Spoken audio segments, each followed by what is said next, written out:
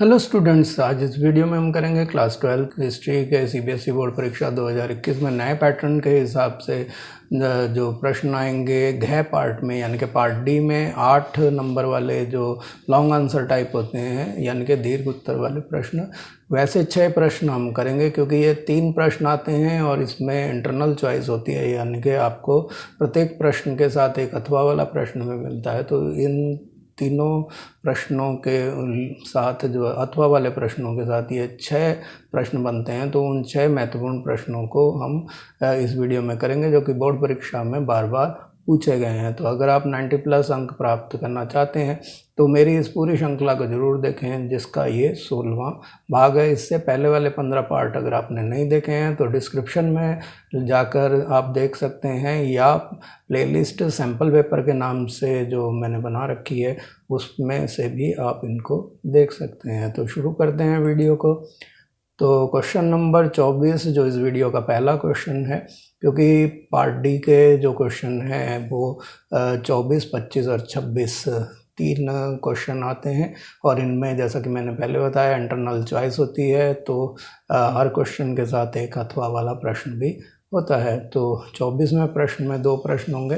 तो उसका पहला है कि महाजनपदों की विशेषताओं को स्पष्ट कीजिए और मगध का शक्तिशाली जनपद के रूप में व्याख्या कीजिए, यानी कि explain the characteristics of Mahajanapadas and explain Magadha as a powerful district. तो इसका उत्तर हम इस प्रकार देंगे कि आंसर में जो कै भाग, यानी कि महाजनपदों की विशेषताओं के बारे में हमें जो बताना है, तो महाजनपदों की विशिष्ट अभिलक्षण जो हैं वो निम्नलिखित थे। पहला ये है कि महाजनपदों की कुल संख्या जो है वो 16 थी, यानी कि उस समय 16 जनपद थे, महाजनपद जो महाभारत काल में थे। तो उनमें मगध, कौशल, कुरु, पांचाल, गांधार और अवंती प्रमुख थे। तो ये कुछ प्रमुख जो थे उस समय के महाजनपद थे। और यद्यपि अधिकतर महाजनपदों पर राजाओं का शासन था, परंतु कुछ गण या संघ भी थे जो कि अल्पतंत्र थे। अल्पतंत्र का मतलब है कुछ लोगों द्वारा शासन चलाया जाता था। तो इसमें शक्ति कुछ व्यक्तियों, जिनको सामूहिक रूप से राजा कहा जाता था, के पास होती थी।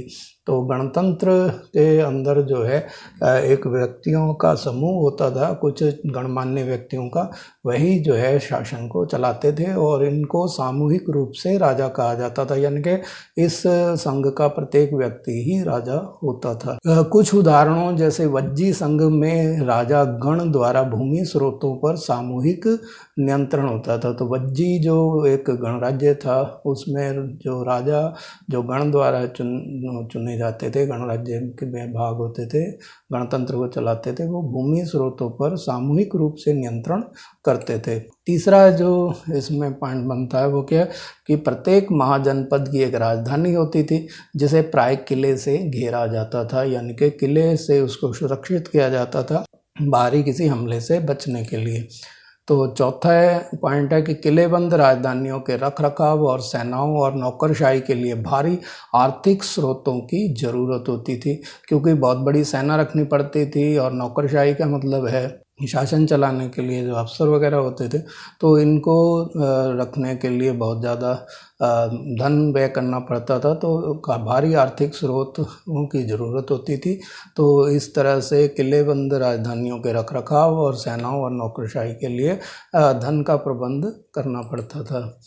अब 5वां पॉइंट है कि ब्राह्मणों द्वारा रचित धर्मशास्त्रों के अनुसार शासक जो है वो किसानों, व्यापारियों और शिल्पकारों से कर और भेंट वसूल करते हैं, यानी कि उनको जो ब्राह्मणों ने जो धर्मशास्त्र लिखे हैं, जो कि इतिहास के स्रोत हैं, उनसे हमें पता लगता है कि शासक यानी कि राजा, चाहे वो राजतंत्र के थे या गणतंत्र के, वो किसानों, व्यापारियों और शिल्पकार, यानी कि जो हाथ से काम करने वाले कलाकार कह सकते हैं या शिल्पकार कह सकते हैं, उनसे कर या भेंट वसूल करते थे। तो धीरे धीरे शासकों ने स्थायी सेना और नौकरशाही तंत्र तैयार कर लिया था, क्योंकि पहले जो है किसानों आदि को ही अस्थायी सेना के रूप में इस्तेमाल किया जाता था, लेकिन धीरे धीरे जब महाजनपद अपना विस्तार पाने लगे तो उन्होंने एक स्थायी सेना रखी और साथ ही साथ नौकरशाही तंत्र को भी तैयार किया। तो कुछ जनपद जो थे वो किसानों और कृषक वर्ग द्वारा प्रदान की जाने वाली सेना पर निर्भर थे, यानी कि उन्होंने अपनी स्थायी सेना नहीं रखी, ना ही नौकरशाही तंत्र को अधिक विकसित किया। तो किसानों या कृषक वर्ग द्वारा जो सेना अस्थायी रूप से युद्ध के समय काम में आती थी उसी पर ही वो निर्भर रहे। धर्म सूत्रों के अनुसार शासक केवल क्षत्रिय ही हो सकते थे। शासक होने के लिए क्षत्रिय होना जरूरी था, क्योंकि शासन करने का अधिकार वर्ण व्यवस्था में क्षत्रिय वर्ण को दिया गया था। बौद्ध धर्म और जैन धर्म का उदय भी इन्हीं महाजनपदों के समय में हुआ था। अब इसका ख पार्ट है कि मगध क्यों शक्तिशाली हुआ, तो उसका जो कारण है वो ये बताया गया कि इतिहासकार मगध के विकास और शक्तिशाली महाजनपद बनने के लिए निम्नलिखित कारकों को उत्तरदायी मानते हैं। यानी कि उनके अनुसार मगध जो विकास पाया, और क्षेत्रफल की दृष्टि से भी, आर्थिक दृष्टि से भी, और एक जो वो शक्तिशाली महाजनपद बनकर उभरा, तो उसके जो कारण थे वो इस प्रकार हैं कि पहला ये है कि अच्छी कृषि होती थी, कि इस क्षेत्र में खेती की उपज खास तौर पर अच्छी होती थी, क्योंकि ये नदियों द्वारा सिंचित क्षेत्र था और यहाँ की भूमि काफ़ी उपजाऊ थी। तो यहाँ फसल जो है वो बहुत अच्छी होती थी, जिससे आर्थिक रूप से जनपद को काफ़ी फायदा होता था। लोहे की खदानें होने के कारण उपकरण और हथियार बनाना आसान था, क्योंकि लोहे के जो हथियार होते थे वो ज़्यादा बढ़िया माने जाते थे और ज़्यादा स्थायी होते थे। तो यहाँ पर जो मगध में लोहे की खदानें थी, जो आजकल झारखंड राज्य में है, तो ये लोहे की सहज उपलब्धता होने के कारण इनको हथियार और उपकरण यानी कि टूल्स बनाने में मदद मिलती थी, जो कि युद्ध में काम आती थी, और इससे एक शक्तिशाली सेना तैयार करने में उनको मदद मिली। इसके बाद जो है एक और कारण जो है वो ये था कि यहाँ के जो जंगली क्षेत्र थे, यानी कि मगध के अंदर जो जंगल थे, उनमें हाथी भारी संख्या में उपलब्ध थे, जो कि सेना का महत्वपूर्ण अंग होते थे। तो हाथियों की उपलब्धता के कारण भी इनकी सेना जो है वो मजबूत हो गई थी। और चौथा जो इसका कारण है कि गंगा और उसकी उपनदियाँ जो थी, उनके द्वारा आवागमन का, यानी कि यातायात का सस्ता और सुलभ होना भी इसके विकास में योगदान रख देता है।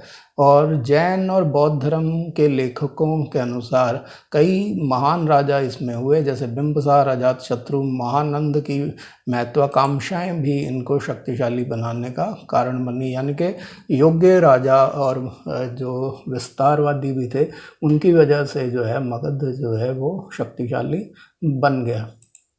प्रारंभ में इनकी राजधानी जो है वो राजगाह या राजगीर थी, जिसका अर्थ होता है राजाओं का घर। परंतु 4वीं शताब्दी ईस्वी पूर्व में पाटलिपुत्र, जो कि आजकल पटना के नाम से जाना जाता है, को राजधानी बनाया गया। तो ये राजगीर और पटना जो है इनकी राजधानियाँ रही हैं। पहाड़ियों के बीच बसा जो राजगृह था, यानी कि राजगीर था, वो एक किलेबंद शहर था। प्राकृतिक रूप से ही पहाड़ियों ने उसको सुरक्षा प्रदान कर रखी थी, तो इस तरह से बाहरी हमलों से ये पूरी तरह सुरक्षित शहर था।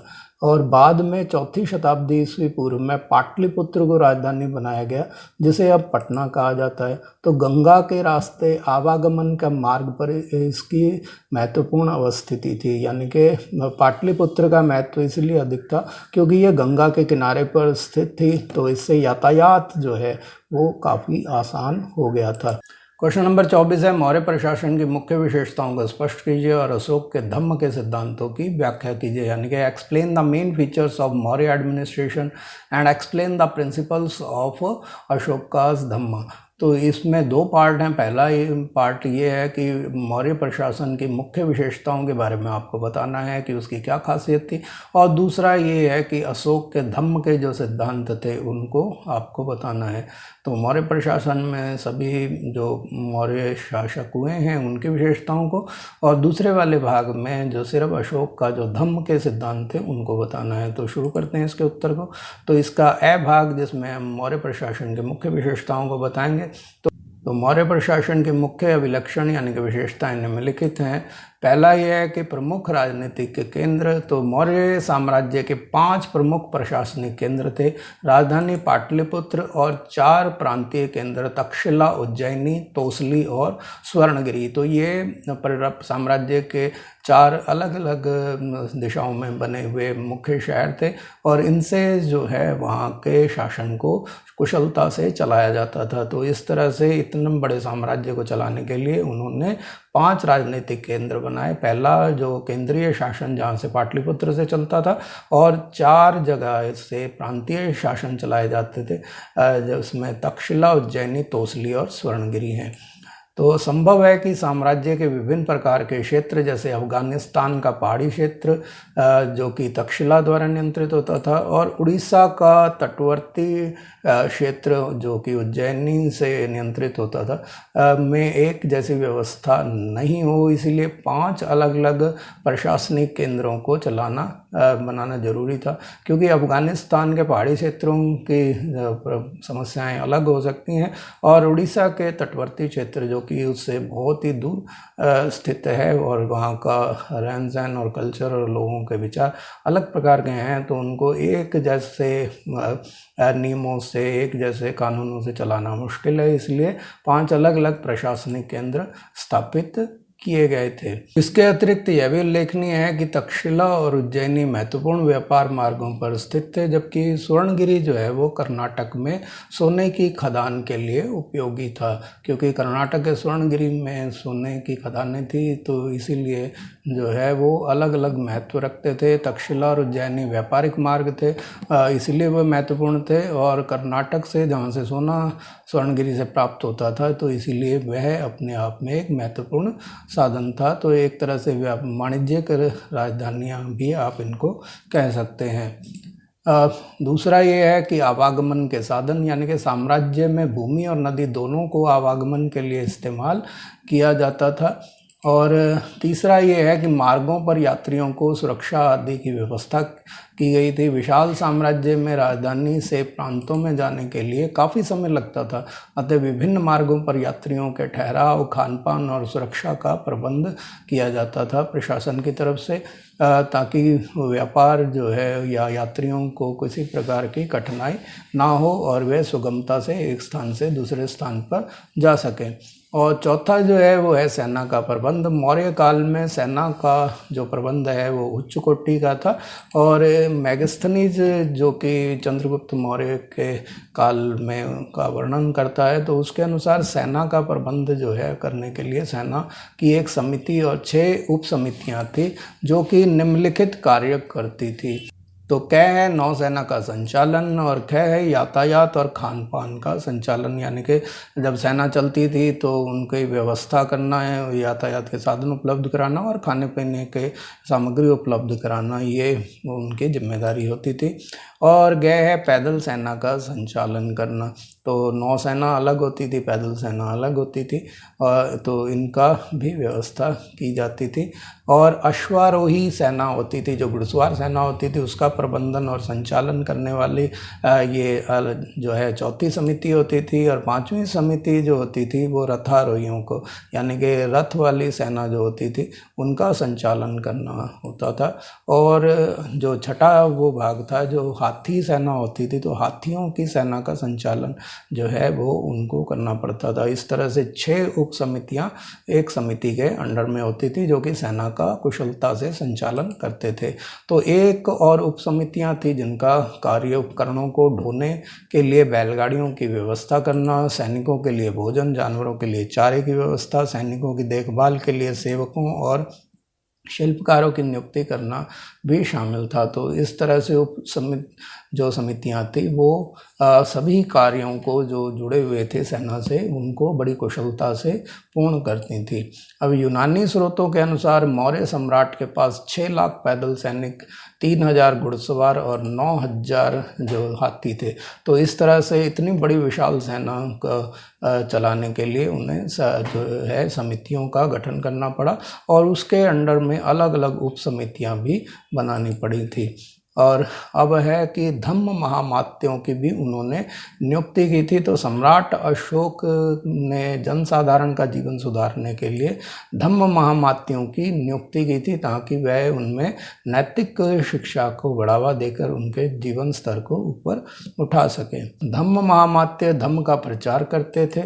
और अगला था मंत्रियों की नियुक्ति। तो मौर्य काल में विभिन्न प्रकार के मंत्रियों की नियुक्ति की जाती थी, क्योंकि जनता से जुड़े कार्य, प्रशासन से जुड़े कार्यों के लिए अलग अलग मंत्रियों की आवश्यकता होती थी। उदाहरण के रूप में चाणक्य जो है वो चंद्रगुप्त मौर्य के जो मंत्री थे, विशेष मंत्री थे, सलाहकार थे, उनके गुरु थे। सातवां है अधिकारी। साम्राज्य में विभिन्न अधिकारियों की नियुक्ति की जाती थी, जिनका कार्य प्रशासन को सुचारू रूप से चलाना होता था।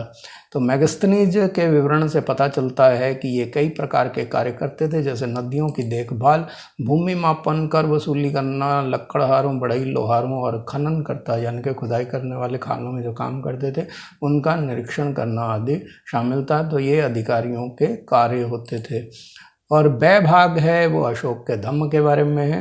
तो अशोक के धम्म का जो है वर्णन करते हुए हमें यहाँ लिखना है कि अशोक का जो धम्म था वो वास्तव में कोई धर्म नहीं है, तो बल्कि एक नैतिक नियमों का संग्रह था, जिसका पालन करने में व्यक्ति का यह जीवन और उसके बाद के जीवन का सुधारा जा सकता है। तो इसकी मुख्य बातें निम्नलिखित थी।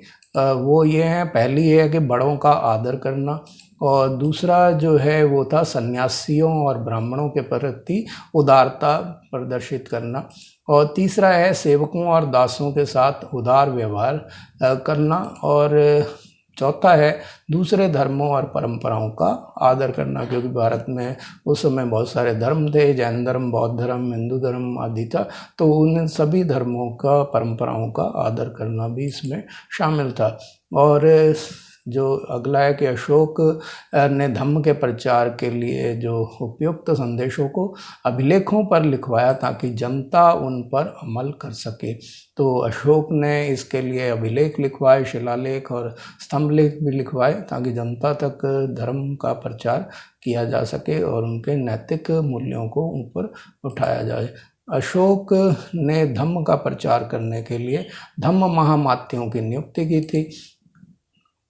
अब क्वेश्चन नंबर 25 है कि क्यों और किस तरह शासकों ने नैनार और सूफी संतों से अपने संबंध बनाने का प्रयास किया। तो यहाँ पर शासकों के नैनार संत जो कि दक्षिण भारत में थे, और सूफी संत जो कि इस्लामिक विचारधारा से प्रभावित थे, तो इनके साथ जो संबंध थे शासकों के वो किस प्रकार से थे, तो उनका यहाँ पर वर्णन करना है। तो पहला जो है उसमें भाग में हम नैनारों के साथ संबंधों का वर्णन करेंगे, और अगले भाग में जो है सूफी संतों के साथ। तो कै भाग में नैनार और शासकों के जो संबंध थे उनकी बात करते हैं। तो तमिल क्षेत्रों में 6वीं से 9वीं शताब्दी ईस्वी में पल्लव और पांड्य राज्यों का उद्भव व विकास हुआ था। यानी कि दक्षिण भारत में 6वीं से 9वीं शताब्दी के बीच पल्लव और पांडव राज्य वहाँ पे दक्षिण भारत में थे, और उस समय बौद्ध धर्म और जैन धर्म को व्यापारी और शिल्पी वर्ग का प्राश्रय प्राप्त हुआ। यानी कि जो व्यापारी और शिल्पी वर्ग थे, जो कि धनी वर्ग भी माना जाता था, तो उनके आश्रय उनको प्राप्त हुआ।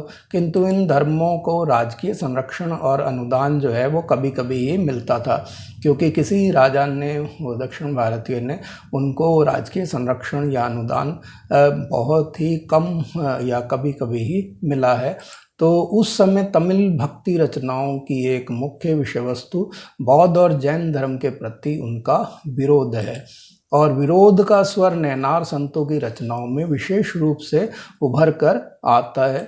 इतिहासकारों के अनुसार यह विरोध परस्पर विरोधी धार्मिक समुदायों में राजकीय अनुदान को लेकर प्रतिस्पर्धा थी। यानी कि जो अलग अलग धार्मिक समुदाय थे वो राजकीय अनुदान पाने के लिए आपस में प्रतिस्पर्धा करते थे, और वो चाहते थे कि सारा अनुदान जो है या अधिकतर अनुदान जो है उनको मिलना चाहिए। तो इसमें प्रतिस्पर्धा जो थी वो बनी हुई थी। और अतः स्पष्ट है कि शक्तिशाली चोल जो कि 9वीं से 13वीं शताब्दी में हुए, तो सम्राटों ने ब्राह्मणीय और भक्तीय परंपरा का समर्थन किया और विष्णु और शिव मंदिरों के निर्माण के लिए भूमि अनुदान में दी। तो चोल शासक जो हैं उन्होंने जिनका शासन जो है 9वीं से 13वीं शताब्दी के बीच में दक्षिण भारत में रहा, तो उन्होंने ब्राह्मणीय और भक्ति परंपरा का समर्थन किया था। और उस समय जो दक्षिण भारत में वैष्णव और शैव धर्म को मानने वाले जो लोग थे, उनके लिए मंदिरों का निर्माण कराने के लिए उन्होंने भूमि अनुदान के रूप में उनको दी थी।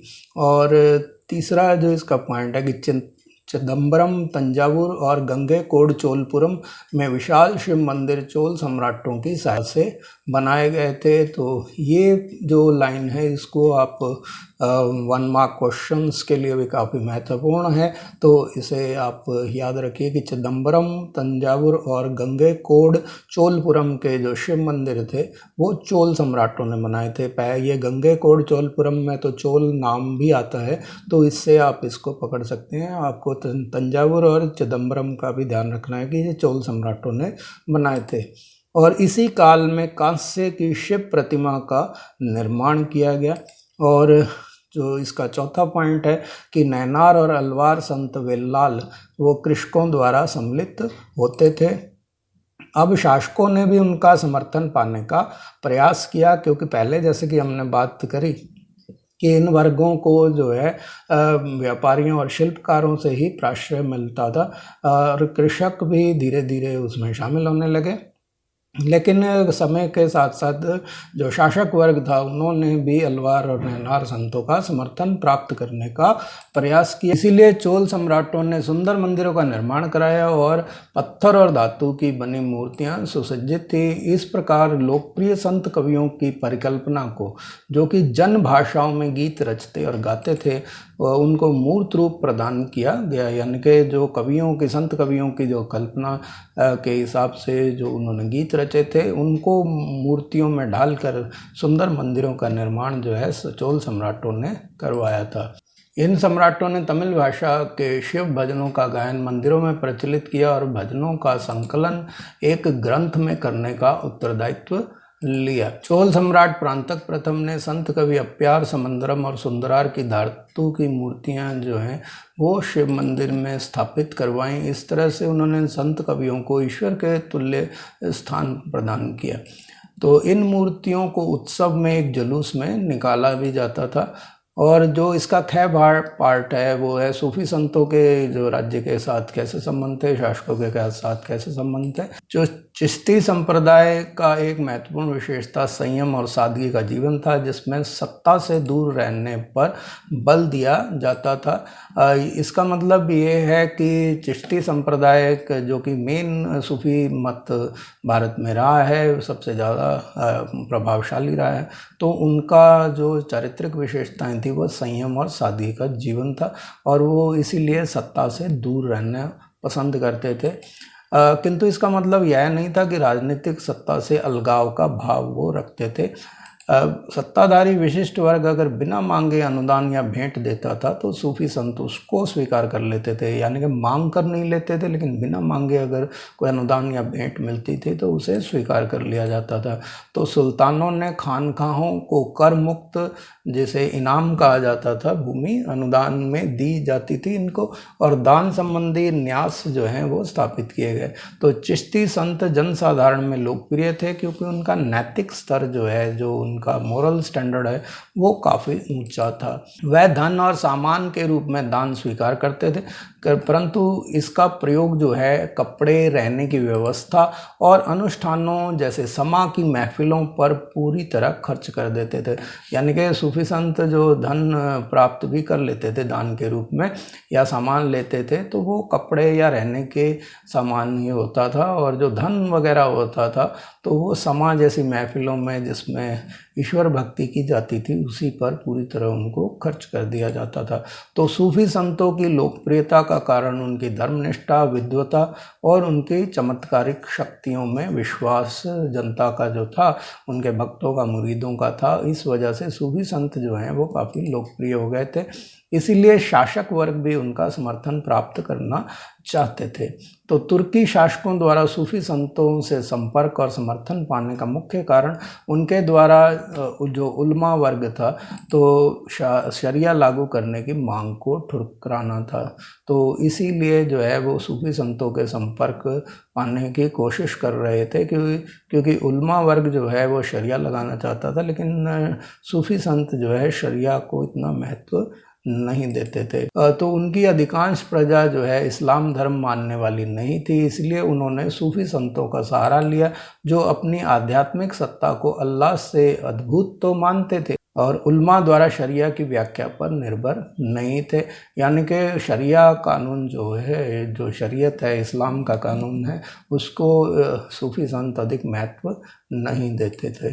सूफी संतों की जो चमत्कारिक शक्ति, धर्मनिष्ठा, विद्वता और लोकप्रियता का कारण शासक उनका समर्थन पाने की कोशिश करते थे, उनके सपोर्ट चाहते थे। यह विश्वास किया जाता था कि औलिया मध्यस्थ के रूप में ईश्वर से लोगों की ऐहिक यानी कि फिजिकल ज़रूरत, भौतिक ज़रूरतें और आध्यात्मिक दशा को सुधार लाने का काम करते हैं। इसलिए शासक अपनी कब्र जो है वो सूफी दरगाहों और खानकाहों के निकट बनाने का प्रयास करते थे।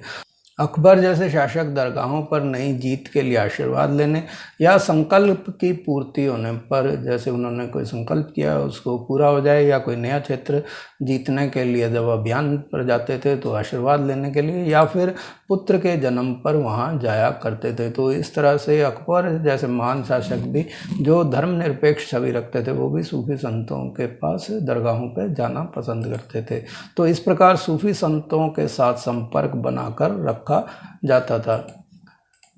अकबर की राजधानी फतेहपुर सीकरी में बाबा फरीद के वंशज शेख सलीम चिश्ती की दरगाह चिश्तियों और मुग़ल राज्य के घनिष्ठ संबंधों का प्रतीक थी। यानी कि अकबर ने जो नई राजधानी फतेहपुर सीकरी में आगरा के पास बनाई थी, उसमें उन्होंने बाबा फरीद के वंशज शेख सलीम चिश्ती की दरगाह भी वहीं बनाई थी। तो इससे ही पता लगता है कि अकबर के समय में सूफी संतों में और सम्राट में गहरे संबंध थे। तो परंतु संबंधों के बावजूद सुल्तानों और सूफियों में तनाव भी रहा है। हमेशा इनमें अच्छा व्यवहार रहा हो ऐसा आवश्यक नहीं है। अपनी सत्ता का दावा करने के लिए दोनों ही कुछ आचारों पर बल देते थे, जैसे झुककर प्रणाम करना और कदम चूमना। साथ ही साथ आपको ये भी बता दें कि जो सुल्तान है वो भौतिक साधनों का स्वामी समझा जाता था, जबकि सूफी संत जो हैं अपने आप को आध्यात्मिक शासक मानते थे। तो और इसीलिए वो जब दोनों ही ऐसा उनके जो अनुयायी होते थे या प्रजा होती थी, उनको झुककर प्रणाम करने के लिए या कदम चूमना, जिसे कदम बोसी कहते हैं, वो करवाया करते थे। इसके अलावा कभी कभी सूफी संतों को आडंबरपूर्ण पदवी से संबोधित किया जाता था। उदाहरणतः शेख निजामुद्दीन औलिया के अनुयायियों ने सुल्तानुल शेख अर्थात शेखों का सुल्तान कहकर संबोधित करते थे। तो उनको जो है सुल्तानों का भी शेख कहा जाता था। तो इस तरह की आडंबरपूर्ण पदवियां जो हैं वो सूफी संतों को दी जाती थी। तो अगला जो इसका भाग है अर्थात वाला, यानी कि जो इसमें ऑप्शन आता है 25वें क्वेश्चन में, वो इस प्रकार है कि कबीर के मुख्य उपदेशों का वर्णन कीजिए और इन उपदेशों का किस प्रकार संप्रेषण हुआ, तो यानी कि प्रसार हुआ, उसके बारे में आपको बताना है।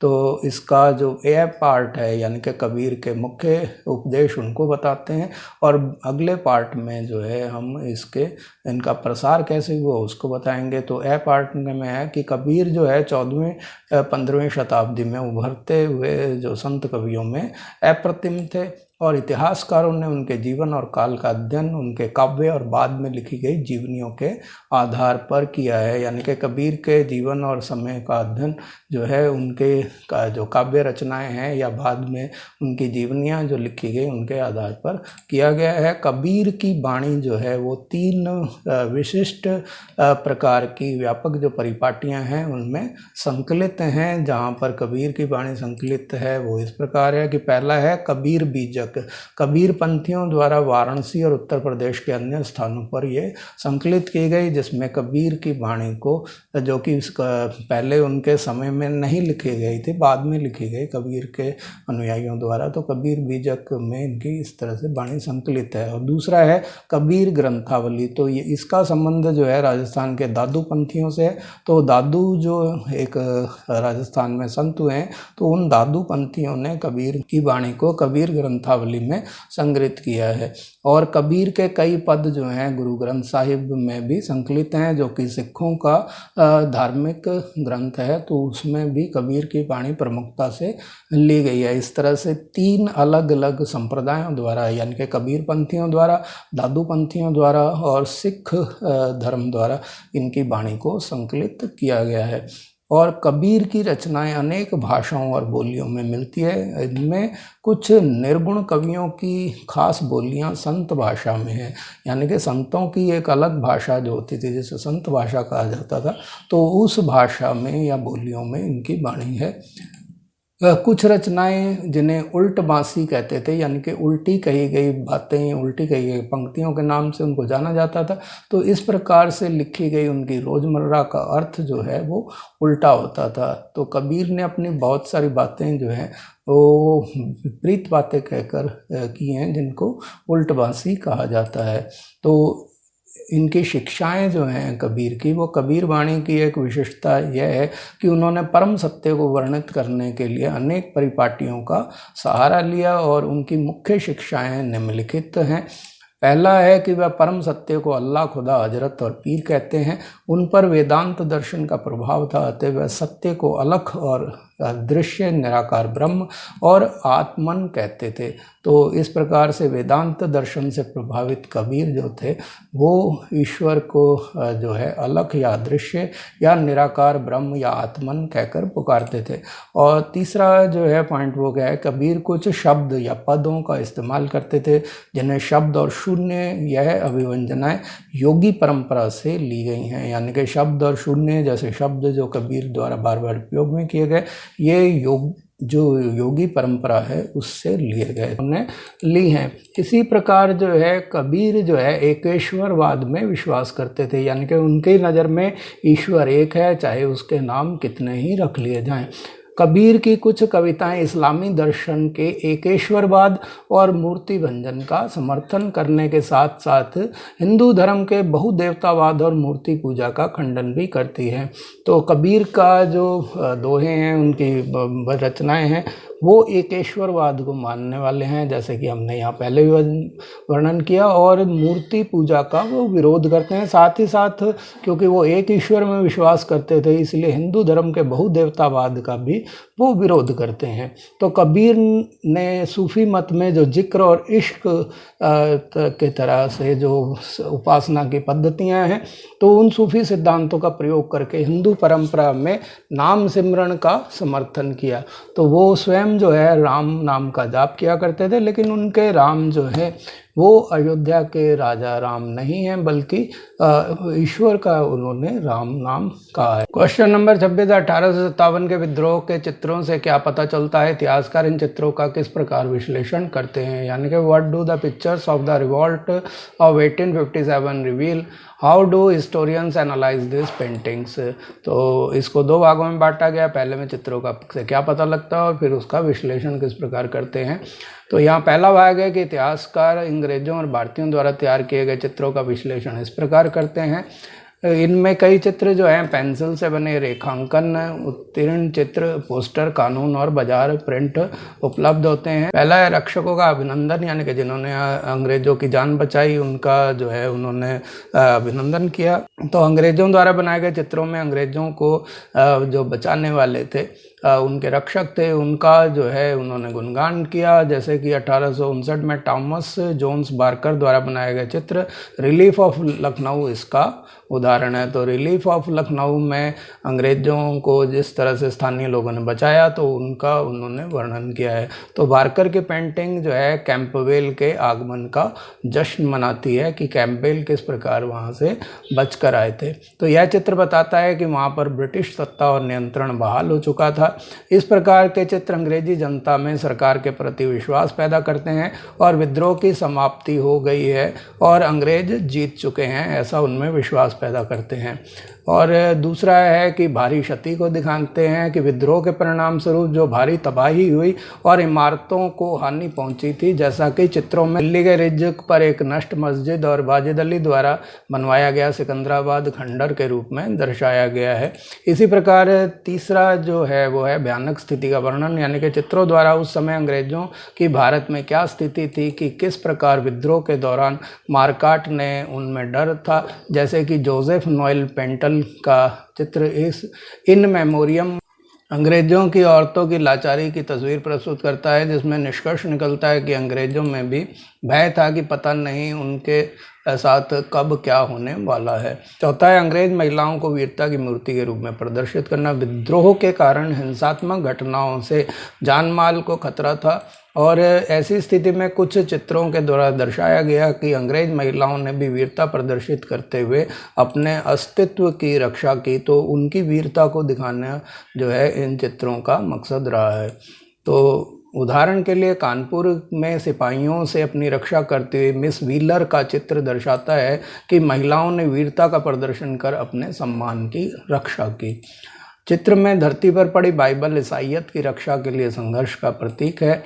और पांचवा पॉइंट यह है कि पंडित, फकीर और अन्य ज्ञानी व्यक्ति जो थे वह लोग हिंदू और मुस्लिम धर्मों के अभिभावक थे और यूरोपीय दोनों धर्मों के शत्रु हैं और यह युद्ध के कारण ही शुरू हुआ और इसके अंतर्गत धर्म की रक्षा होगी। तो ये 1857 का जो संग्राम है ये हिंदू और मुस्लिम धर्म की रक्षा के लिए भी माना जाता था, क्योंकि उन्हें लग रहा था कि अंग्रेज जो है उन्हें ईसाई बनाना चाहते हैं। इसका ख भाग है कि आजमगढ़ घोषणा के अतिरिक्त जो जानकारियाँ मिलती हैं उनके अनुसार विद्रोहियों का उद्देश्य जो है वो निम्नलिखित थे। पहला है एकता की स्थापना। तो अंग्रेज़ों ने भारत में फूट डालो और राज करो की नीति अपनाई थी और विद्रोहियों द्वारा अंग्रेज़ों से पूर्व हिंदू मुस्लिम अतीत विशेष रूप से मुगल साम्राज्य के अंतर्गत कायम सह अस्तित्व की भावना की ओर ध्यान आकर्षित किया गया। वह एक बार फिर इस प्रकार के शासन की स्थापना करना चाहते थे जैसा कि मुगल साम्राज्य के दौरान था कि हिंदू मुस्लिम में एकता स्थापित की जाए। और दूसरा पॉइंट है कि उत्पीड़न के प्रतीकों के खिलाफ थे, यानी कि विभिन्न घोषणाओं में फिरंगी राज यानी कि अंग्रेजी राज की समझौते आदि का उल्लंघन करने पर निंदा की जाती थी कि किस प्रकार से उन्होंने जो राजाओं के साथ समझौते किए थे और फिर बाद में जो है उनके साथ धोखा किया और उनके राज्य हड़प लिए, उनकी उनमें निंदा की गई।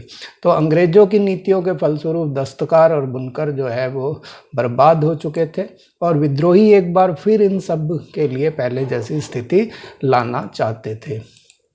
तो तीसरा पॉइंट है कि व्यापक सार्वजनिक भलाई थी इसमें। तो विद्रोहियों के अनुसार अंग्रेज हिंदू और मुसलमानों की जाति और धर्म को नष्ट करने पर तुले थे और वह लोगों को ईसाई बनाना चाहते थे। इसलिए इस संग्राम के द्वारा लोगों की, सभी हिंदू और मुस्लिम सभी धर्मों की रक्षा करने की बात वो कर रहे थे।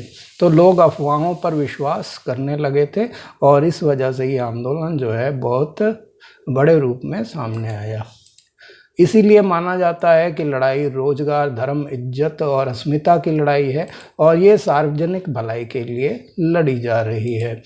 वैकल्पिक सत्ता की तलाश भी थी। तो लोग जो हैं अंग्रेजी सत्ता से परेशान थे, इसलिए एक वैकल्पिक सत्ता चाह रहे थे। तो विद्रोही अंग्रेजी शासन के अंत के पश्चात ब्रिटिश पूर्व व्यवस्था की स्थापना करना चाहते थे, यानी कि अंग्रेजों से पूर्व जो व्यवस्था थी उसी को, उन्हीं राजाओं को उनके राज्य वापस लौटवाना चाहते थे। अतः विद्रोहियों ने विभिन्न पदों पर नियुक्तियां की और लूटपाट बंद करने के लिए आज्ञाएं जारी की। अन्य प्रयास भी किए गए ताकि एक शासन संरचना स्थापित की जा सके, परंतु इन कार्यों से अधिक देर तक सफलता प्राप्त नहीं हुई और जो है इसमें काफ़ी जो है लूटपाट और हत्याएं इसमें हुई और चारों तरफ अराजकता का माहौल हो गया था। इस प्रकार विद्रोहियों के व्यापक उद्देश्य थे। उनके उद्देश्य धर्म की रक्षा भी था, पुराने साम्राज्य की स्थापना भी था, एक अंग्रेजों से मुक्ति भी था, और साथ ही साथ रोजगार, धर्म, इज्जत, अस्मिता की लड़ाई भी थी। तो ये इस तरह से ये जो है विद्रोहियों के व्यापक उद्देश्यों को प्रदर्शित करता है।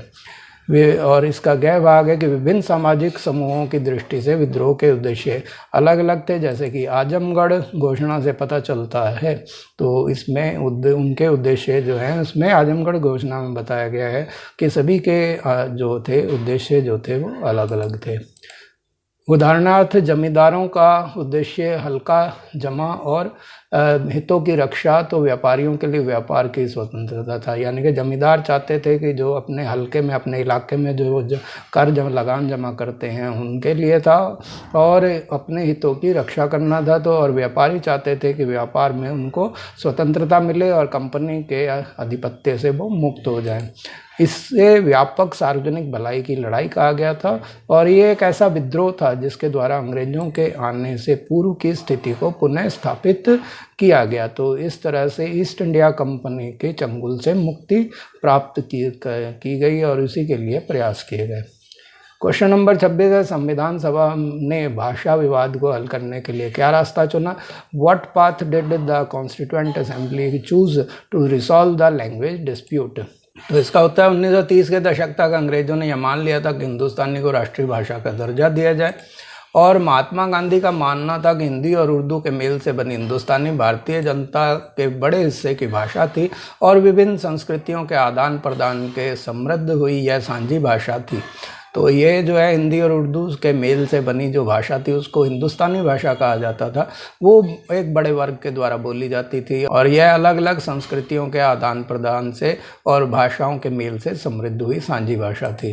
गांधी जी के अनुसार यह बहुसांस्कृतिक भाषा विविध समुदायों के बीच संचार की आदर्श भाषा हो सकती है और हिंदुओं और मुसलमानों और उत्तर और दक्षिण के लोगों को एकजुट कर सकती है। परंतु सांप्रदायिक टकराव के परिणाम स्वरूप भाषा भी धार्मिक पहचान की नीति का भाग बन गई। संविधान सभा में भाषा के प्रश्न पर काफी बहस हुई और कई बार तनावपूर्ण स्थिति पैदा हुई क्योंकि उस प्रश्न पर काफी मतभेद थे जो कि निम्नलिखित थे। तो वो जो उनमें मतभेद थे वो इस प्रकार थे कि पहला है कि हिंदी का समर्थन, यानी कि संविधान सभा के प्रारंभिक सत्र में संयुक्त प्रांत के कांग्रेसी सदस्य R.B. धुलेकर ने हिंदी को संविधान निर्माण की भाषा के रूप में प्रयोग करने पर बल दिया।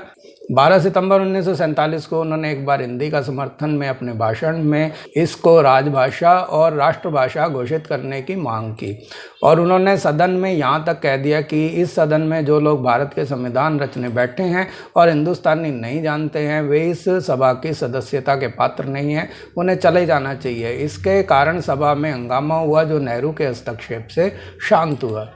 वर्चस्व का वह धुलेकर के भाषण के पश्चात मद्रास की सदस्य श्रीमती जी दुर्गाबाई ने कहा कि यह विवाद या हिंदी भाषी क्षेत्रों का रवैया राष्ट्र की साझा संस्कृति पर भारत की अन्य शक्तिशाली भाषाओं के स्वाभाविक प्रभाव को रोकने की लड़ाई है। और उन्होंने कहा कि दक्षिण में हिंदी के विरोध के बावजूद महात्मा गांधी के निर्देशों के अनुसार हमने हिंदी को अपनाया।